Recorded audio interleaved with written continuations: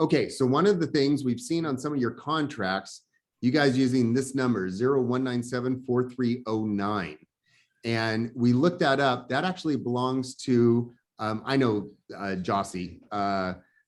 She used to be the MCA in our office, and we don't know where you guys got that number from, but that is not the number to use. The number that I've shown you on the other contracts, that's the one that you want to actually use. And I can let's see, I can actually tell you the number if you want to write it down.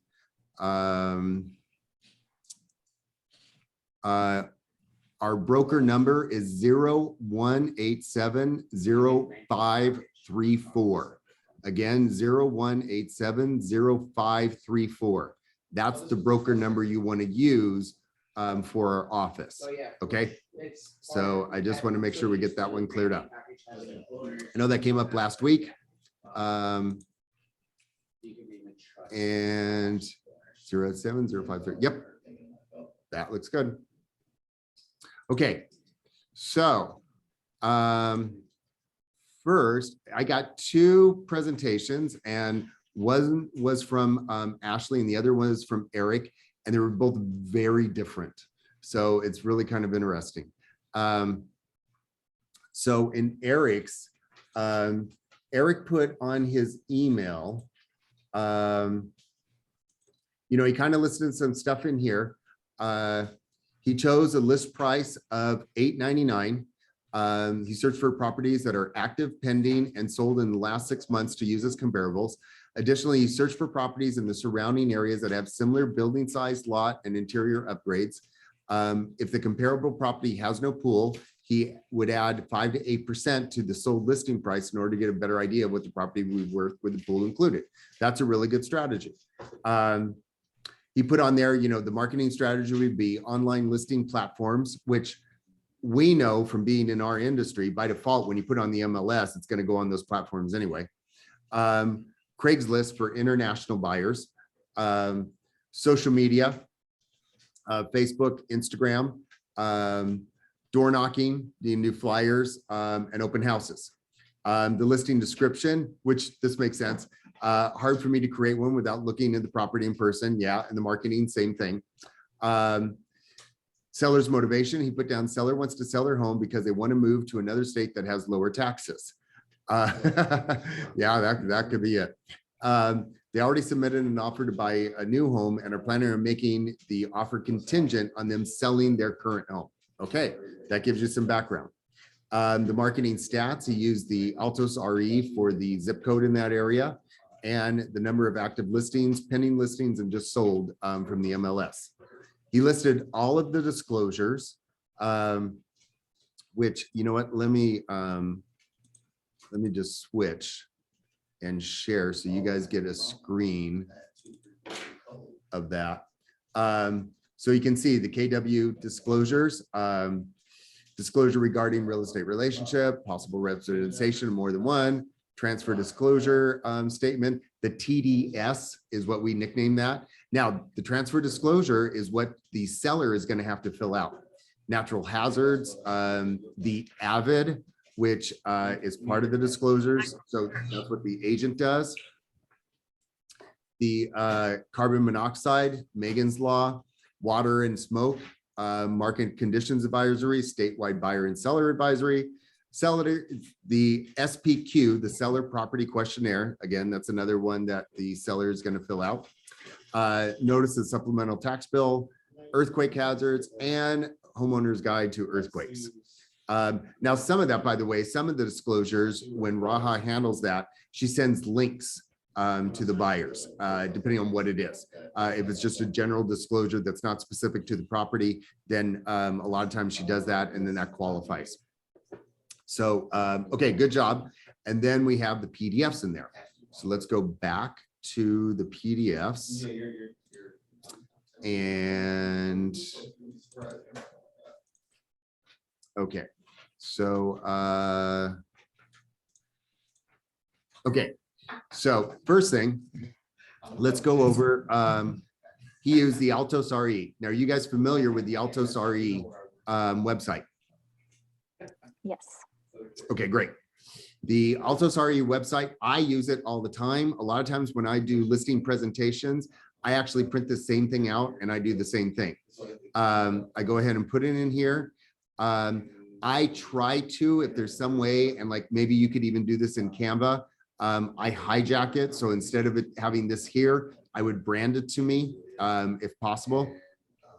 Thing I love about it though is very clear and easy for a seller to understand and a buyer.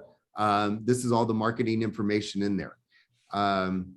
I always have to preface this that look, these are all the averages and these are the categories, but each home is unique and each home is different. So therefore, you know, obviously we'll take it in that range. But it does make it very easy to follow and understand. A question. Yes.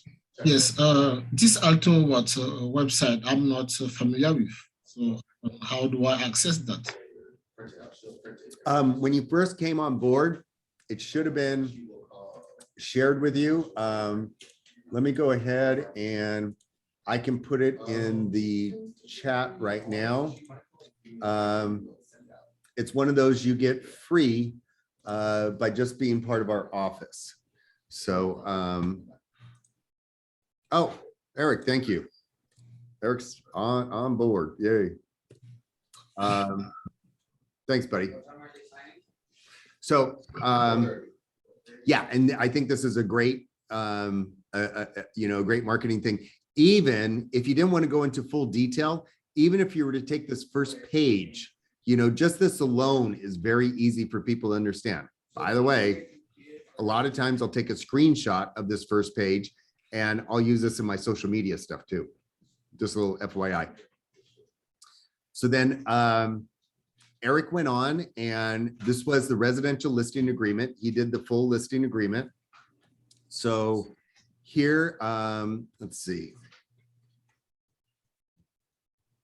Now we did the RPA and I tell this to everybody. The RPA, the residential purchase agreement, is the more complicated contract. Eric, what was your experience with the listing agreement? The listing agreement seems to be even easier. A lot easier, huh? I believe there's not a lot of things you really need to write in or check. The main thing is probably the list price and the commission. That's probably it. Yeah. You're exactly right. I mean, the first few pages is all the, you know, disclosure stuff that you have everybody sign. I did like that you made sure that it was who was on title, and then it is in, actually, it was in their trust. So you made sure you put down the trust in there.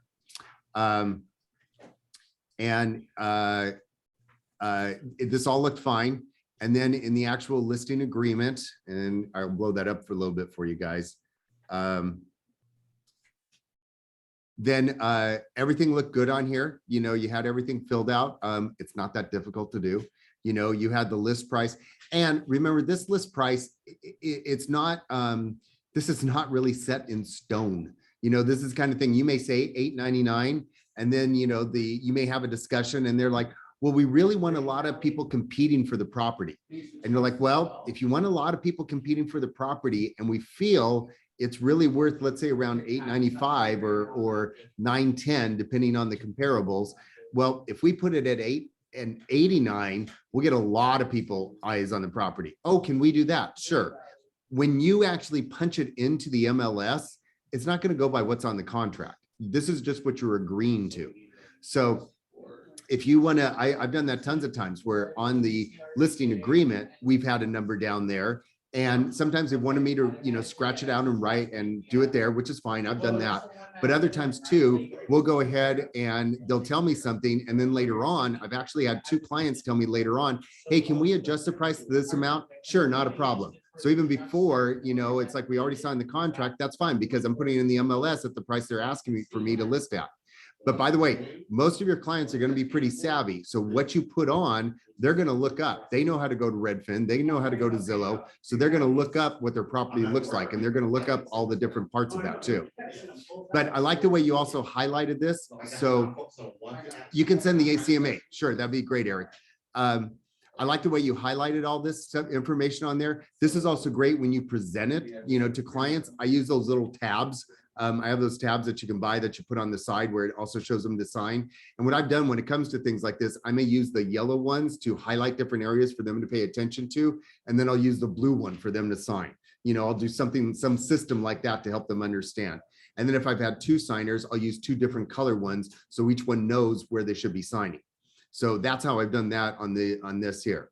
And then of course you have the percent here. This sometimes sellers will, you may need to go into explanation, you know, and this is where you let them know, listen, as a listing agent, you will be offering the buying agent part of their commission, or you'll be offering actually their entire commission, which will come out of this percent there. So you're not the one receiving this full 6%. This allows you to have the buying agent side for that. Now, if you happen to bring in a buyer, then you are technically also the buying agent. So then you do get that, you know, that full percent.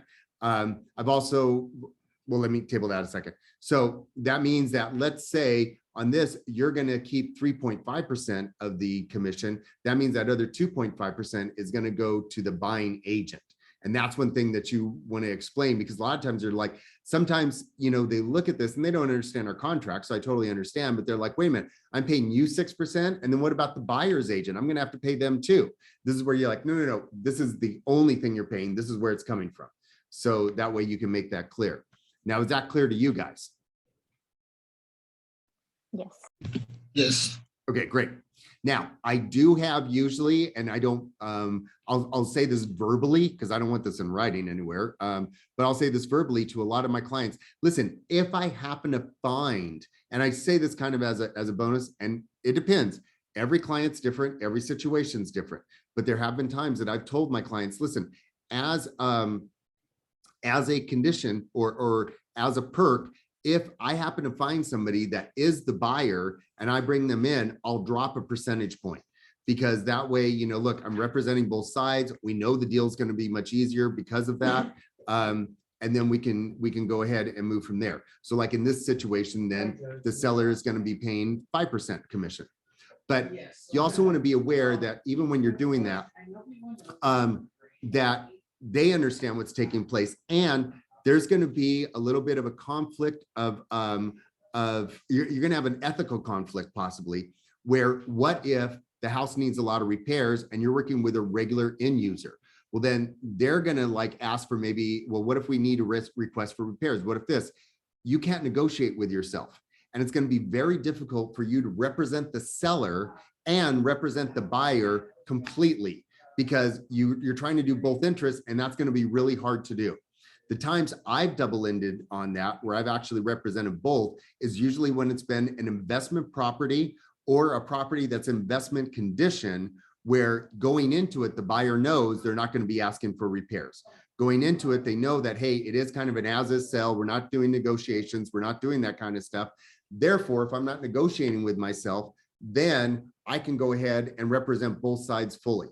And that's one reason why, you know, a lot of agents, they don't even like to approach that, representing both sides. And for me, that's kind of my litmus test. Okay, is it something where I don't have to negotiate with myself? Because once I have to negotiate with myself, you really can't do that. Does that make sense? Yes, Yeah. thank you. Yes. Okay, good. I I want have a everybody quick- to understand that. I have a quick question about the city. So I noticed that sometimes it's Santa Clarita and sometimes it's Saugus. Which one is it? Both. Okay, Oh, so that's no, it's an excellent question. Originally, that entire area, before Santa Clarita was created, you had Saugus, you had Newhall, you had Valencia, you had all those different areas. And then they decided to create Santa Clarita. Well, Santa Clarita took some of those sections and are now part of Santa Clarita. So that's why you see it underneath both. It'd be the same thing as if you were to, let's say you were to put down the address and you were to put Los Angeles 90068. Okay, fine, it's LA 90068. Or you put down Hollywood 90068. It's the same thing.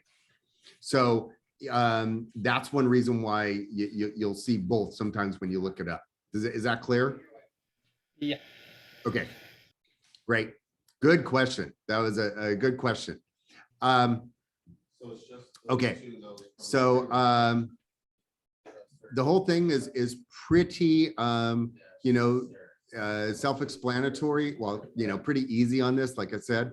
I have a quick question. So the broker's MLS, is ours called Vesta Plus or is it called GLAR, LA West Side something something? No, MLS? you would actually, yours would probably be the MLS. Oh, it's the MLS. Okay. The MLS. That's a good question. This wouldn't be a big deal. If somebody were to see that, I don't think your clients would be like, oh my God, it's just letting you know. This section here is letting you know, look, broker is a participant subscriber to Vesta Plus, the MLS. I'm actually part of CRMLS. I'm another type of MLS, multiple listing service and possibly others. And that way it just lets you know that, hey, it's going to be in the MLS and other people are going to be aware of the property. That there is kind of a disclosure and letting your person know, like, this will become known that the property is listed, or if it's checked, then it won't be known. And so that's why sometimes people don't want their property put on the MLS because they don't want the public knowing about it. They don't want their neighbors knowing about it.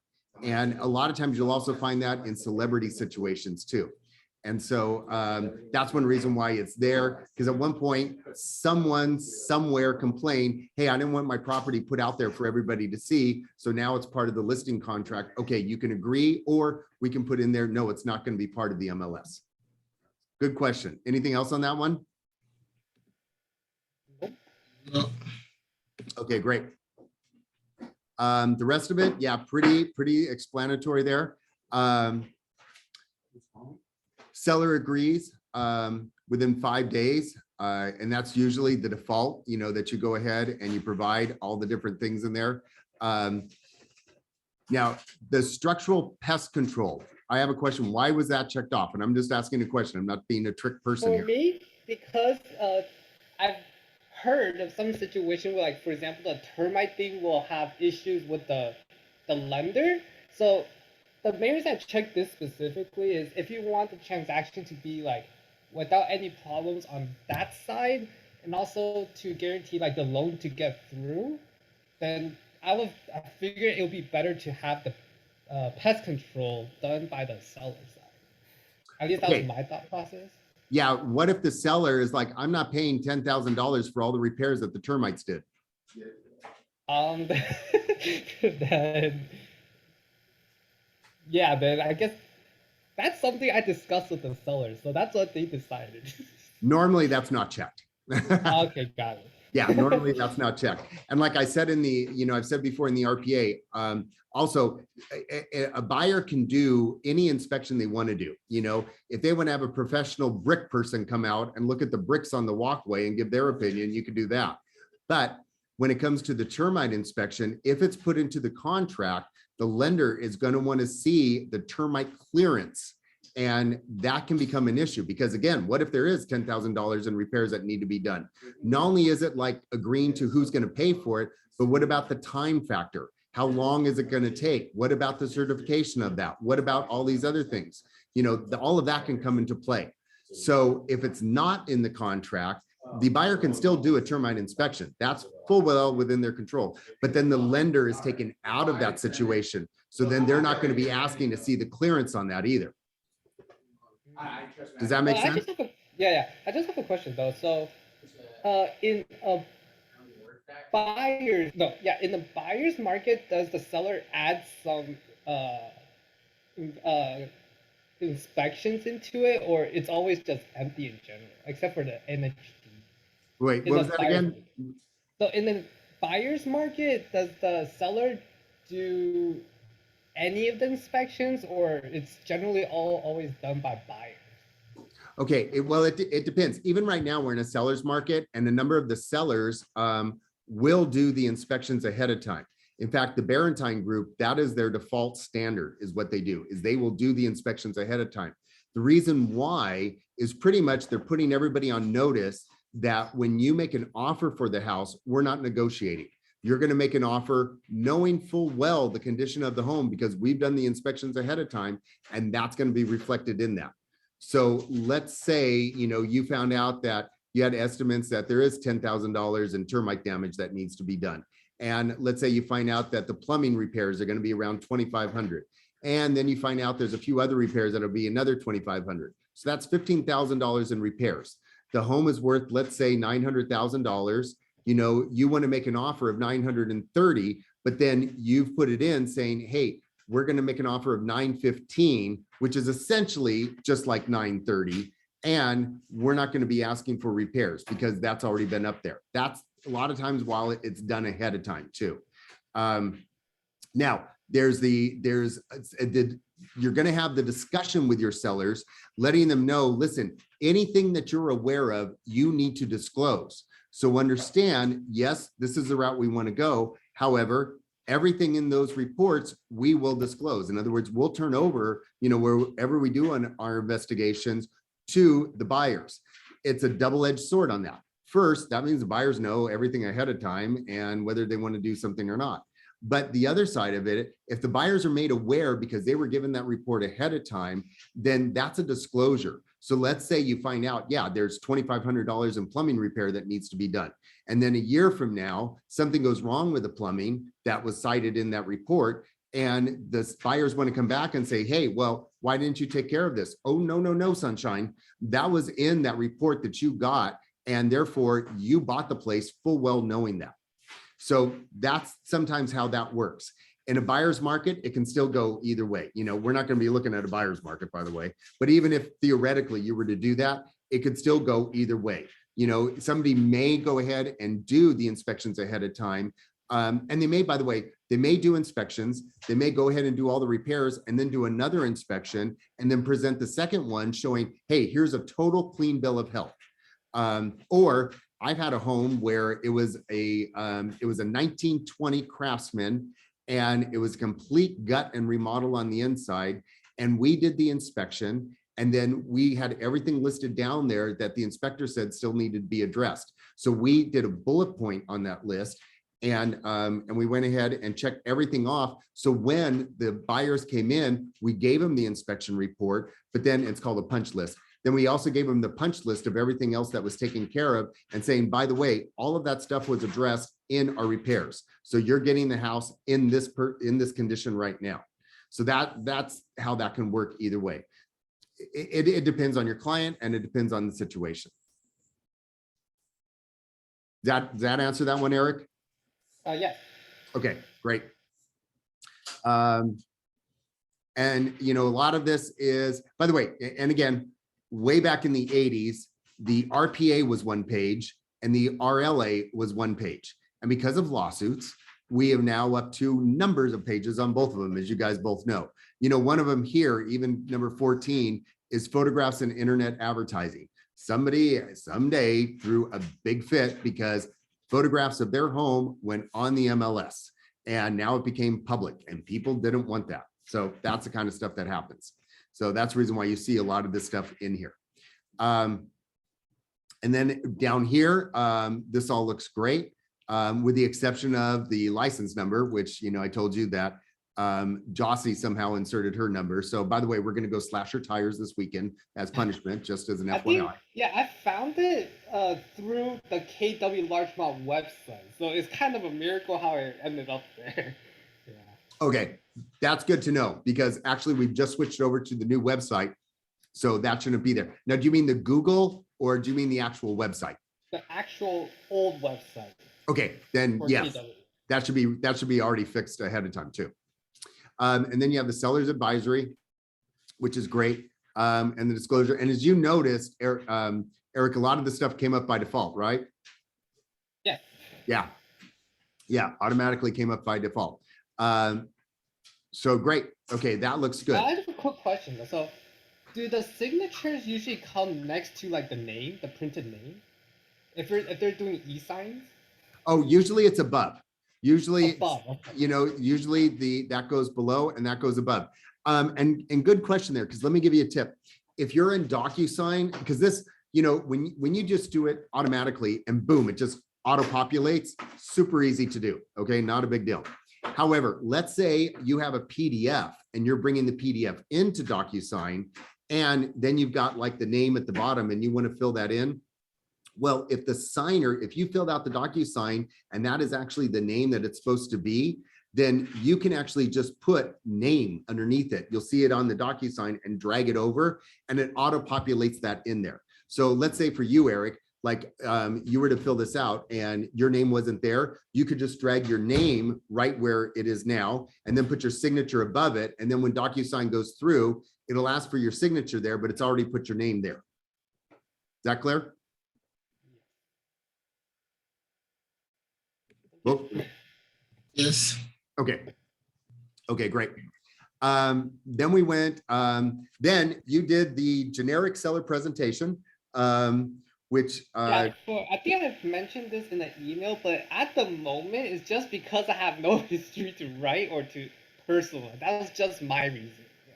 that's fine. And that's why, guys, that's why I provided this for you, because I think I told you this was originally my listing agreement. And then I asked KW Forward Marketing if I could tweak it to make it generic. And then that way it works for you guys for that exact same reason. You can take this and digitally it presents very well. You know, right now you'd be able, like if you put this in presentation mode on your laptop and showed it to someone, that works great. You can do it in person. You can do it on Zoom, however you want to do it. But you can also have this printed and do it. And you know, it presents it very well. This, because it's so many pages, I mean, it's 21, you're usually not going to go through each page. You may want to just highlight some of the things you want to do, but because you want to keep it small and sweet, but it does give them something nice to hang on to. So yeah, that's one reason why I totally like that. And then you told me right now, you sent. Also, do you know what's the size of the paper for this seller presentation? Is it the standard 8.5 by 11. 8.5 by 11. Yeah. And then you did a market analysis. So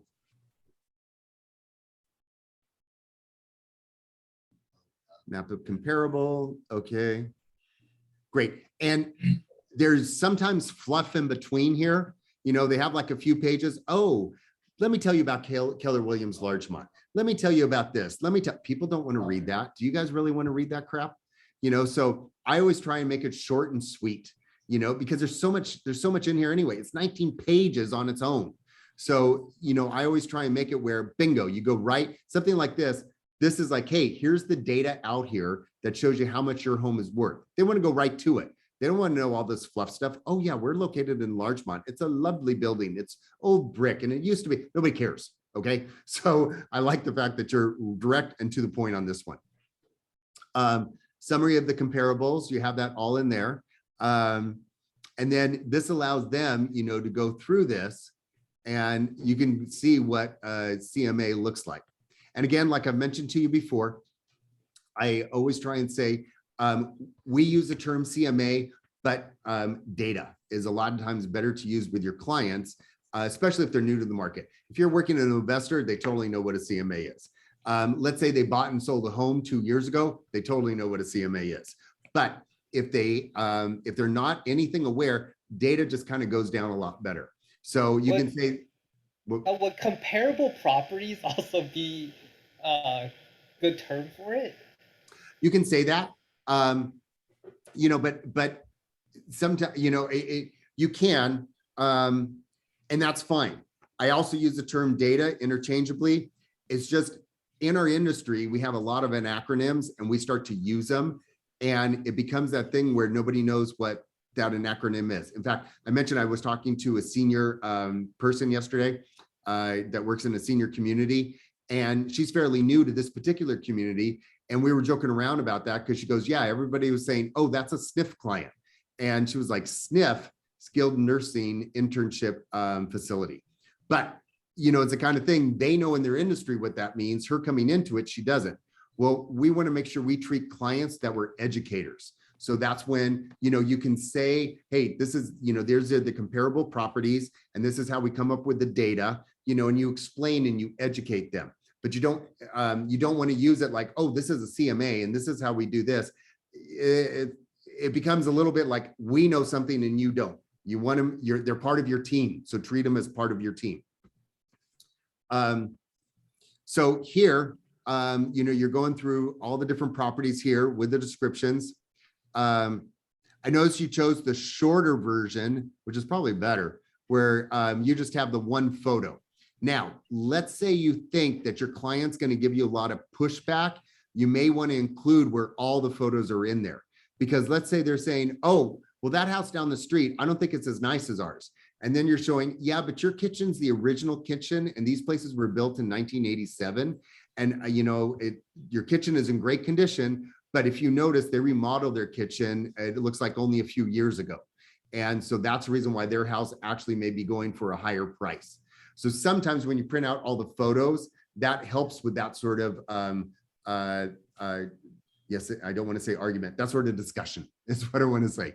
Yeah, I think in this scenario, I figured if I include pictures, that would be way too many pages. So I figured if there's pushback, maybe just bring out my iPad and just like show, oh look, this is what it looks like inside this property, what the upgrades are, something like that. Yeah, and you could do that. I would also suggest then, and by the way, of course, I'll go ahead and I will update this with all the photos and I'll send that to you.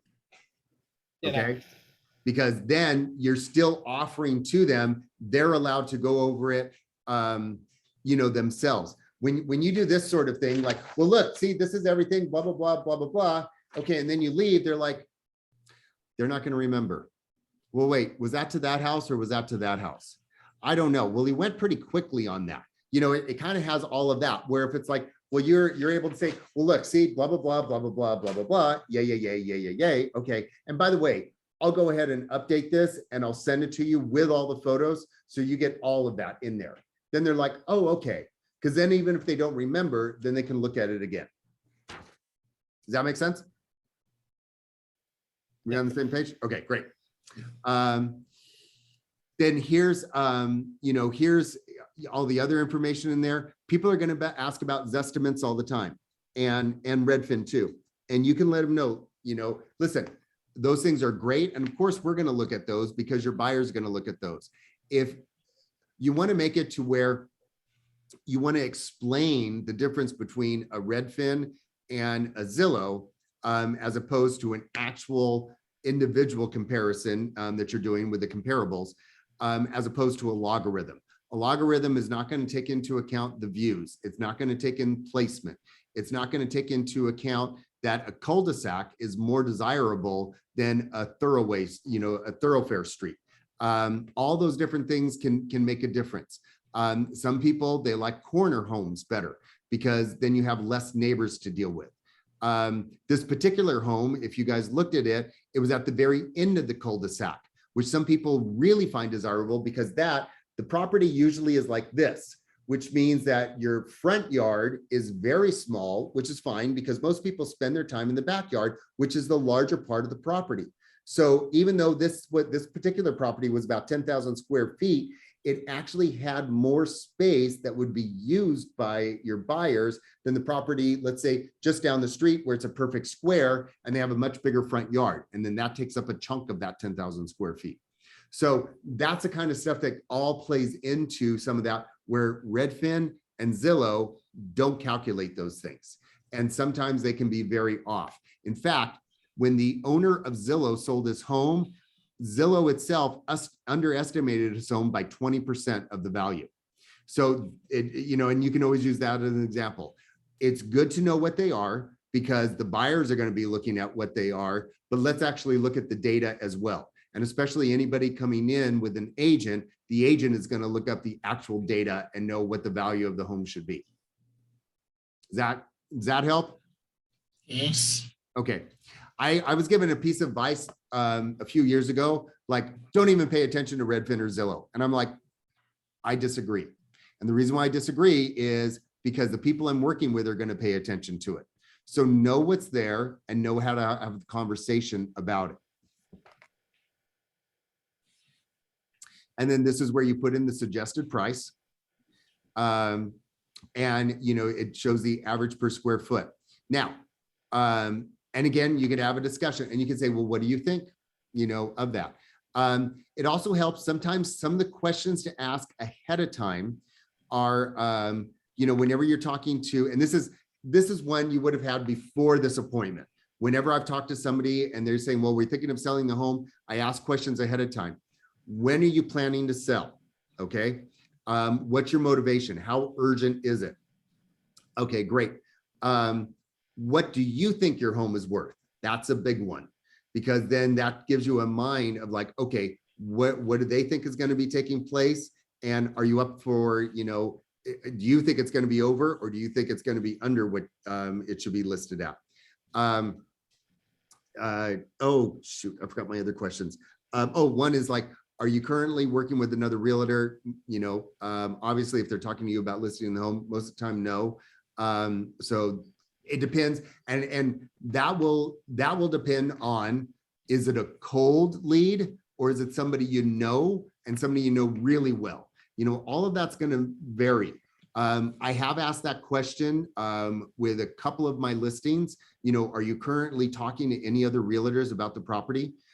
Because they were. And so, okay, because I didn't have a close relationship with them. I've had other people, it's like, I'm not even asking that question because it doesn't even come into play. You have to feel that out. You have to know when to ask that question. And if you're in doubt, then most of the time, then, that's when you kind of gently ask that question.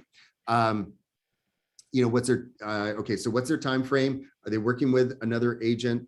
How much do they think their home is worth? And you may want to ask them, what are some things that are pluses with your home, and what are some things that might not be for everyone? And see, notice how I phrased that. I didn't make it sound like, what are some minuses?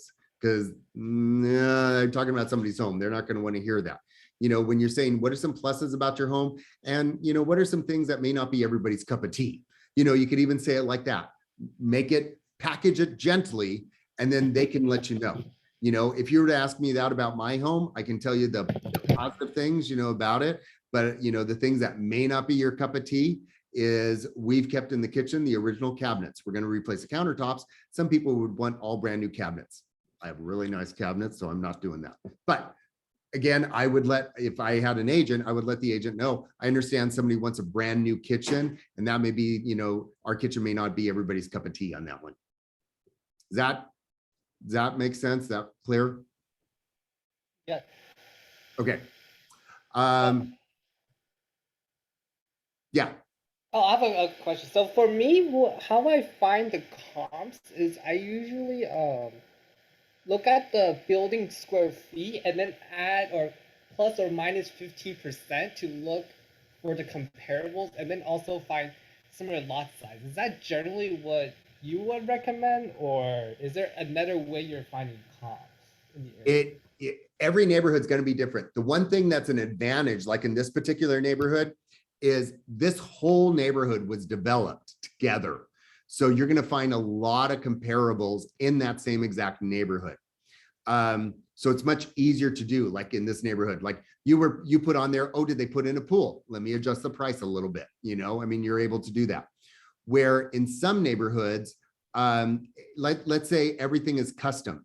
It's going to be a little bit, harder to do if all the homes vary. In my neighborhood, my entire neighborhood was built in the 50s. So originally my neighborhood would have been very easy. I was originally a 3-1, and then there were 2-1s put into the area, and you had a choice between the two. Now, like I'm a 3-2 with an extra 500 square feet of a family room. So I have a much bigger home than what it was originally, but other people have done the same thing in my neighborhood. So so in our area, it's really easy to look up the data. And if you were to look up my house, you could almost do all the defaults in the CMA when you're in the cloud CMA, and click, click, click, boom, done. And yeah, it's going to be, right there. Other properties I've had, and by the way, last year I listed a property in Huntington Beach, and they were all built in 78, and they were all cookie cutter of the same exact layout. So it was just like my house. Click, click, done, done, boom. That's the price. Easy peasy. But then I've had another property that was in the Outpost Estates, and it was a ranch home, and the home itself was 2,500 square feet. The lot itself was 21,000 square feet with about, I would say about 18,000 of it usable square feet. And I was like, oh my God, I can't do comparables because everything in Outpost Estates is vastly different from each other. So I brought in fact, John Barentine and Chuck Marcourt, because I'm good friends with them. They came to the home and they're like, dude, there are no comparables. I'm like, what? And he goes, yeah, you're going to have to go price per square foot on the homes in the area, and you're going to have to use your judgment. And so that's what I had to do. So it depends, you know, it really depends. How you're talking, Eric, yes, if it's a neighborhood where they're all very similar, then yeah, have at it. How important is lot size in consideration? So let's just say the building size is similar, but the lot size is different. Does that make a big difference in price, or You or think it as a would, cost? but a lot of times they just go by the building. They just go by the building. Oh, okay. Because However, let's say you have a home that's worth $800,000 and it's on a 6,000 square foot lot. And then right next to it, you have the same home, but it's on a 10,000 square foot lot. You're going to get more for the 10,000 square foot lot. So, you know, if you're looking like, let's say the lot is different by 1,000 square feet or so, I have not really seen a big difference in price. But let's say it's significantly different, then you're going to see a jump up in price. Or for instance, I have a really good friend of mine, Judy, that she lives in on the hillside in Whittier, and the people across the street from her, they don't, they have a little bit of a view from their second story of all the way to Catalina, and that's about it, you know, but it's like, yeah, out that little window, and that's pretty much it. But Judy, her home and that entire other side of the street, literally the home is all built for the view all the way to Catalina. So even though the price per square foot may be the same with both of those, or sorry, the square footage would be the same for both of those, and somebody may think the price per square foot should be the same, Judy would get a lot more for her home because of that view. oh, then that's something that probably you have to go to the property just to see exactly what comparables to do then. Sometimes, yeah. Sometimes Yeah. and you mentioned even in your marketing, your listing information that, you know, like well, it's really hard for me not if I'm not there. And it's true. You know, that could be one of those things. Like the thing that you may not pick up from just the photos and everything, but the back of this house faced west. So that meant every single night they had a sunset over their pool and in the backyard. And it was spectacular. Where on the very opposite end of the cul-de-sac, they had this, they could, I don't know, but they could have the same exact property, the same exact everything, but they don't have that sunset. Now, can you do a sunset in the CMA? Oh, put in sunset value. No, you can't do that. That's one of those things you kind of have to adjust for. That'll be great for sunset value. Yeah, no, I know. But it is one of those things. Or that's one thing where and by the way, I had to tell these sellers, they're like, but we get the sunset and everything. I understand that. However, in working through, and when we sold their home, it was pretty much it was barely a seller's market. And then we actually had at the time a little bit of softening of the market, we called it, where all the prices just dropped just a little bit. So they were much more overall in a balanced market, as opposed to now where we could, you know, use that. Hey, nope, you're going to get, you know, blah, blah, blah. Back then when they said, yeah, but we get the sunset, I understand that. However, when people are looking at the values of the homes, that's not calculated in there. So the person who makes the offer will understand when they're making the offer, that's what goes in there, but it's really not something we can put into the list price. So that's a conversation you can have. And by the way, you can always have the conversation with your clients. Listen, when we get offers from buyers, these are simply offers. You don't even have to respond to this offer because it's simply an offer. It'd be just like if somebody came up to me and said, hey, Rob, I'll give you $5,000 for your car. Okay, I don't have to take that offer. Same thing when it comes to the home. If somebody makes an offer and whatever in the offer you don't like, you know, usually it's a price, but it also could be something in the terms, you don't have to take it, or you could always counter it. So let's say people are afraid, like you put the house and you said it's going to be $899 and they're afraid, yeah, but we think it's actually worth more than $899. And you have the conversation with them and you say, yes, I understand. but we want to get as many buyers as we can, and we want them competing for this home. So by doing it right underneath the 900,000 mark, we'll be able to do that. And remember too, Mr. Seller and Mrs. Seller, that, or Mr. and Mr. or Mrs. and Mrs. I'm not gonna, say it's one way it's gonna go. But okay, when you receive an offer, it doesn't mean you have to take it. So if you feel the offer is too low, it's too low. Or again, we can always counter it and put it at the amount that you think that you should be getting. So that's part of the conversation that you can have. And when you're going over these documents, that's some of the stuff that you can explain to them as well. Any questions on that one? Thank you. Sure. CMAs versus appraisals, and this kind of goes into that here. This is basically an appraisal is what the bank is saying the home is actually worth. And then that's how much they're going to actually give for that home. So a lot of times, you're waiting for the appraisal to come in. Every once in a while, and I have a client that's doing this now, they actually wanted to order the appraisal ahead of time. So they know exactly what the bank is saying that the home is worth. And then when we put it on the market, it's bingo. That's what we're going to put it on the market as. Or, knowing that everything's coming in higher in the area, they may want to list higher too. But if it's an appraisal outside of a loan, somebody's got to pay for that appraiser.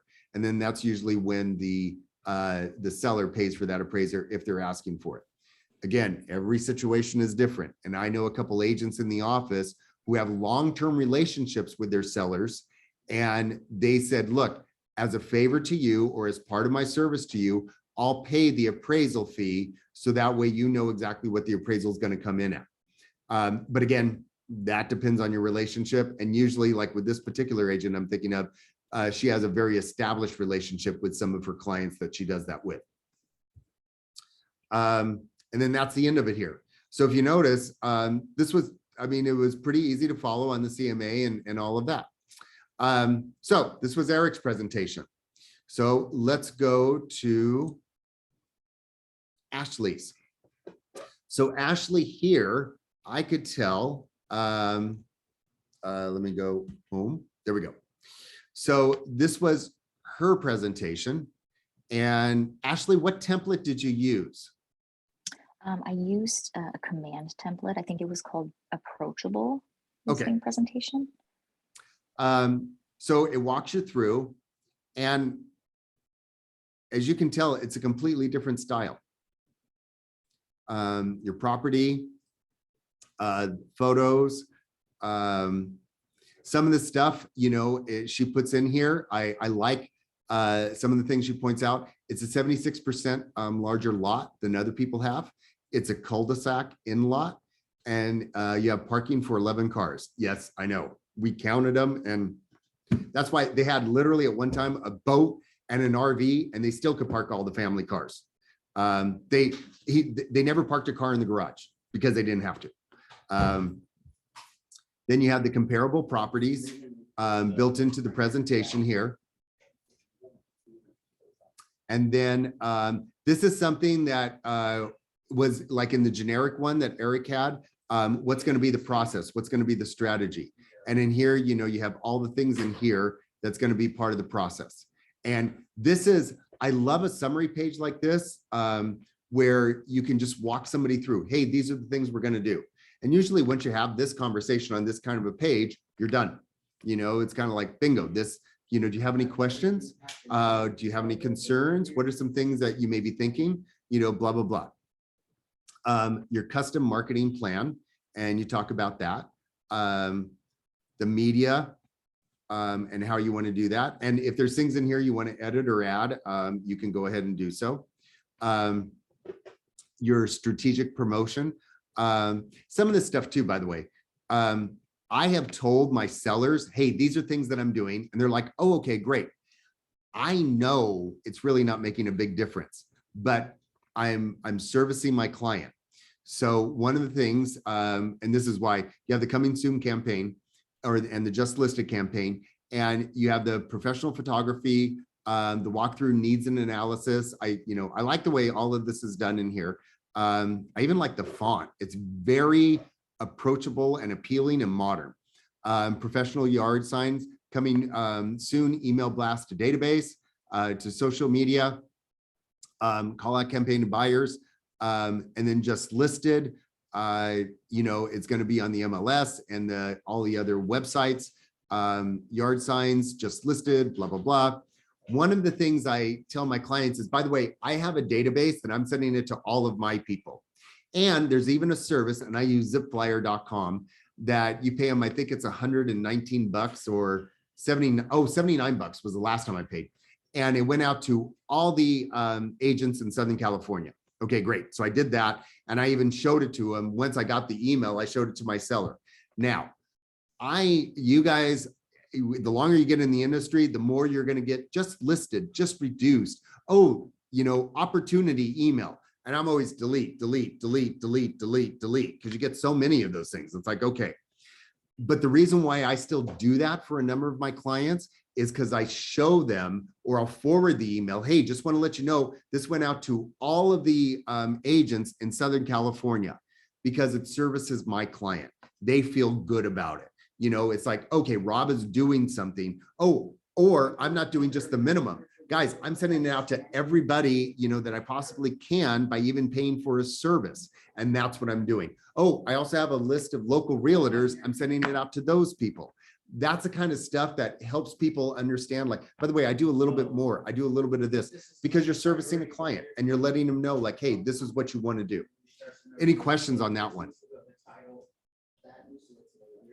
What's the website again? Zipflyer.com. ZIPflyer.com. It's really easy. And usually like I'll take the PDF I have set up as my one-page flyer, and I'll set that up. Now, for this particular property, by the way, for Jake Carroll, I did a brochure. And I think I sent you guys the brochure that it was actually 11 by 17 folded in half. So I had to create a separate 8.5 by 11 just for the mailing. So I could have one that went into the mailing, which was no big deal. But, it's just, that was one to let them know that this is how much I'm servicing them. I also, because they were a little bit concerned as well, I also told them that not only was I sending out postcards, but I sent out postcards. I looked up all the brokerages in the Santa Clarita area, and I sent out postcards to every one of those brokerages too. So that way it's like, okay, now again, this stuff comes in the mail. We all know how that kind of stuff goes down, but it let him know, like, hey, this is everything I'm doing for you. Open house strategy, the what you're doing. I mean, this kind of walks through just like the listing presentation, the generic one kind of walks you through. By the way, this kind of trick photography I did. Usually if you get a photographer and they'll do the aerial stuff, you'll get the whole aerial. What I do is that, and I know how to do this in Photoshop, that's why, but some of your online programs could probably do this as well. I will highlight out the property itself, and then I invert it, and then everything around it, I'll like desaturate, I'll make it darker, whatever, to make it pop. So this particular property here, you see exactly the property and the property lines. And then this walks you through at the very end. And this kind of, this is a completely different style presentation. And I like this one a lot too. I'm sure you guys, looking at both what Eric presented and both what Ashley presented, you have a little bit of like give and take on things you can put in and what you want to add and so on. But you tell me some of your observations, and you tell me some of the things you really liked. I like this one in that it's more descriptive on the service, contrary to like mine where it's mostly on the marketing. I think the other presentation is definitely more focused on marketing, while this one is definitely more explanation on what service they're providing. So that's one thing I noticed. Yeah, I see that. What else?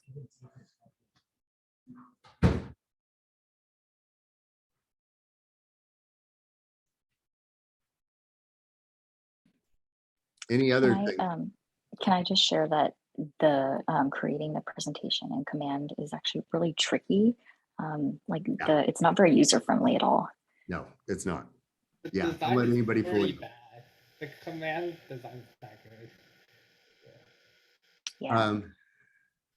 Because I've It- tried, I think I saw this exact template, but I tried to edit, but I gave up on trying to change a lot of stuff, so I just stopped. Yeah. Yeah, it's really finicky. I think I can double check. I have everything I send you every week. So let me see something. Okay, I send you guys in with some of the links. There's a listing presentation on the Google Drive, a KW Largemont listing presentation, and that's one that I provided. I'm gonna also, I'm working on 2 PowerPoint versions, and not that I'm putting them together, because we talk about leverage and about, what's the best use of your time. This is somebody else's, and I'm just kind of tricking it out so that way I can put it up there for you guys. But it's the idea that you can edit it in PowerPoint and create a custom presentation. And so, because I agree with you, I've been in command and the design, and especially me coming from a professional graphic arts background, it kills me. And so that's why I literally will steal sometimes the graphics from it, but then I put it in my professional programs and use it. The thing I do like about this, though, and the way that you laid it out, Ashley, is that if you notice, it is a customized version. It has the comparables in there. It has like the description of the home. It has all the specific things and has the photos for the home in there too. So that's one thing that's great. Now, obviously, these are all the professional photos, and in the listing presentation, you haven't taken the photos yet. But what you can do is any snapshots you have. Let's say you walk through the home and you did a walkthrough ahead of time, blah, blah, blah, that'd be fine. Let's say the best you can do is drive to the home and just take a photo, or even the Google photo. Well, then do that. At least it gives you something. But that is one thing I do like, is that you can put in all this custom stuff, which is great. Any other questions on this? Any other observations or anything at all when it comes to the marketing and the listing? I want you guys to also notice that Ashley went one route and Eric went another. And let's say, and it doesn't, remember, most people do business with somebody they already know. And even if it's somebody that is, I forgot the statistic. I want to say it's 73% of people will go with the first agent they talk to. So even then, you still have a very strong way of doing a presentation. But I have gone against another realtor where we were head to head, sort of thing. And they did their presentation and I did mine. Mine very much looked like I had the market report, like Eric had here. I had the full-blown market report and I put that in a separate binding. And then I did do the seller's presentation. I had this in another one. And then I did some other stuff I did on my own, and I had that bound in another one. So I basically brought 3 things, and I did it that way because it was broken up and it allowed the seller to, like, what do they want to look at? Oh, here's the market stats. Okay, great. Oh, here's this, and that's separate. So everything was kind of broken up into that. Okay. Now, the other agent, and he's been doing this, I could tell, for years and years and years, but he's kept compiling everything, and he gave them one single bound presentation that was this thick. And I am not kidding. It was half of a book. Who is going to read through all of that crap? And you get lost. If you were to say, oh, well, I have your information in there. I have your information. I thought this is when the person has lost sight of, and by the way, the guy, I read through the stuff. It looks very good. And the presentation was spectacular. I mean, I thought it was great. It was just too much. He lost sight of who's his target audience. And whoever put this together, it's an impressive piece, but it's not a piece they're going to go through. Why am I saying all this? Because you guys had totally different approaches and you both have a very good shot at getting the listing. So I think both of these were well done. I think both of them, it showed your research, which is what a seller is going to want to hear. They're not going to want to hear, well, let me look that up. Well, let me look that up. They want to know that you care, you know, and you've done your thing ahead of time.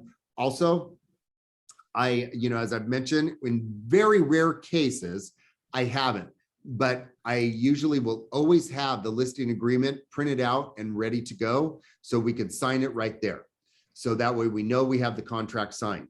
And especially if I have an inkling or I know I'm going to be in competition with somebody else, oh, you better bet your socks, sunshine, that I'm going to make sure I have that. And it was signed. That Huntington Beach home, that's exactly what I did. I had it there. I had everything there. And the other agent had already dropped off his information. But because a very close friend of mine said, no, you have to listen to Rob. And I went in there, I had the contract with me and I made sure he signed the contract. And so, so that allowed us to go ahead and then move ahead with the deal. But okay, any other questions on this? Great. What I want to do now is, and I'm gonna stop the recording.